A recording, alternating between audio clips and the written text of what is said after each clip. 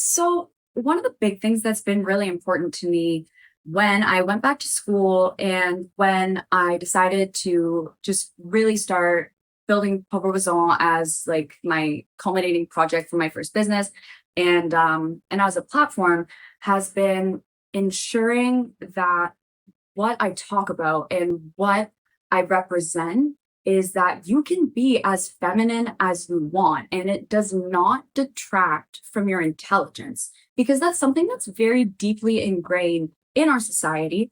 And a lot of the reason that we feel like it is deeply ingrained in our society, especially like in the Western world and stuff, but also you see worldwide conflicts and stuff and worldwide women or worldwide situations and different, you know, ruling parties ruling this and that in different countries around the world where women's rights are just completely taken away from them and they're turned into this mute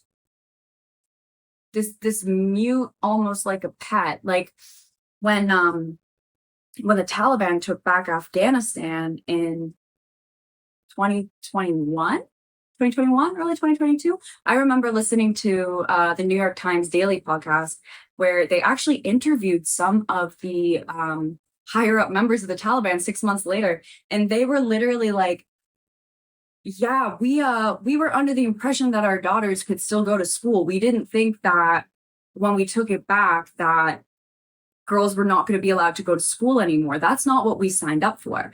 And there has been such a stripping of, I mean, everybody there's rights, but predominantly women as well, like predominantly. And we also see that again in a lot of the current political climates, especially in the US right now, where so much in terms of female rights to have, autonomy over our reproductive rights and everything, that has been just completely stripped back in the States in a very scary way.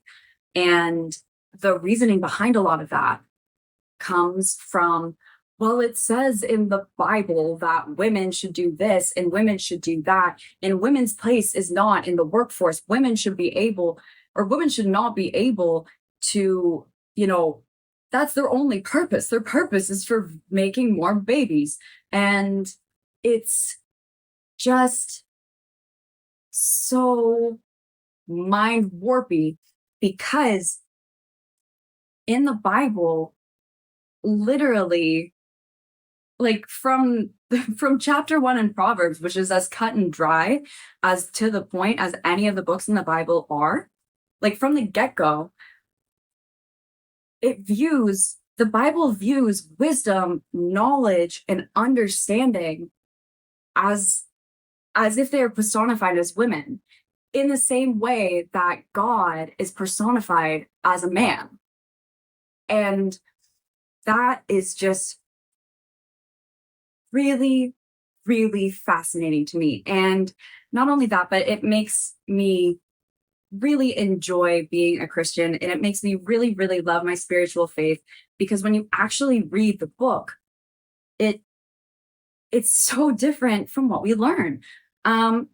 Yeah, I feel like we've already gone over the importance of seeking wisdom, like from a fundamental standpoint. We've already gone over how we would discuss the fear of the Lord and how it's not so much about, he's going to shoot a lightning bolt down at you, but about that sort of almost parental reverence, because you can trust that any advice that you get from God is not going to be justifying God's own circumstances or God's own experiences or God's own choices, because he's God. He doesn't need to justify any mistakes that he's made. So you can absolutely always trust the advice that you can get from the Bible. Obviously, as we go forward, there's going to be like a couple little things that are contextual, like for the times and stuff like that, but we'll discuss it. And we'll discuss it in the same way that we discussed these verses, where I feel like the main takeaway from verses 1 through 5 in chapter 2 of the book of Proverbs is the recognition that the reality of Christianity involves and deeply integrates a profound respect, understanding, and recognition of femininity and of women as being some of the most fundamental representatives of true wisdom, knowledge, sound judgment, and understanding. And I think that that is just the coolest part of those verses. So I just want to leave those verses at that. And we're going to continue on with verses 6 through 8 in our next episode. And we're going to talk about God and how God gives wisdom, and how, in the context of the Bible, a lot of analogies and metaphors are used, both in terms of continuing our discussion about how to be able to judge whether advice that you're being given is sound wisdom, how to, in your own way and throughout your life, prioritize and continue to seek wisdom throughout your life, because having a continuous thirst for knowledge and wisdom will absolutely serve you well in the rest of your life. And yeah, we're going to discuss that a little bit more. But that's what I wanted to talk about in verses 1 through 5.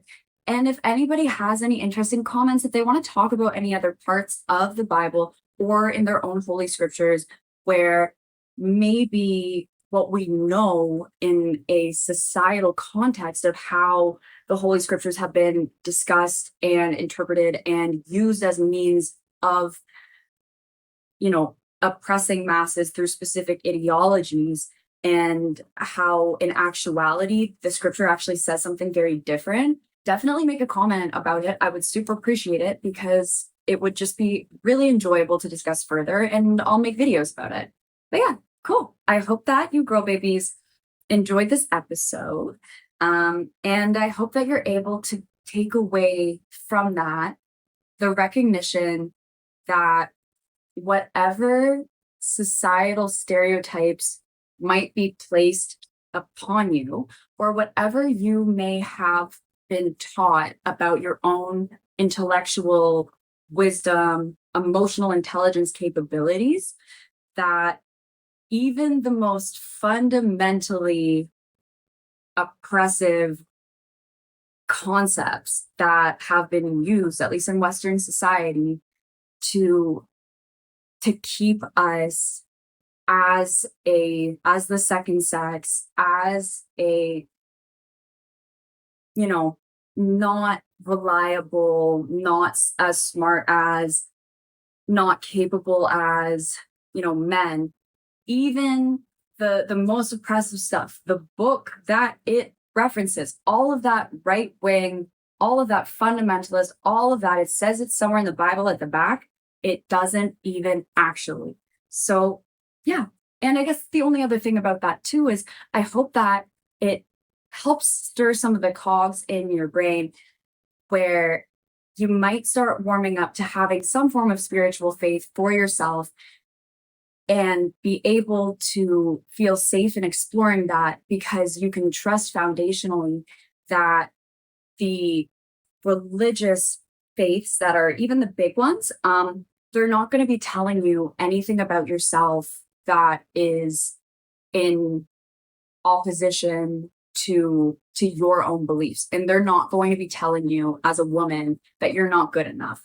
The Bible does not tell you as a woman that you are not good enough. The Bible does not tell you as a woman that you are not smart enough. The Bible does not tell you as a woman that you are stupid. The Bible does not tell you as a woman that your only purpose in life is to be a reproductive vessel, because you're either going to create more people that can be used for unpaid domestic labor, women, or potentially, if you do a really good job at it, you'll create some men, right? Yeah. So I hope that that is helpful and informative. And yeah, I love the Bible. It's dope, and it gives me a lot of good advice, and I hope that it also maybe will give you some. Cool.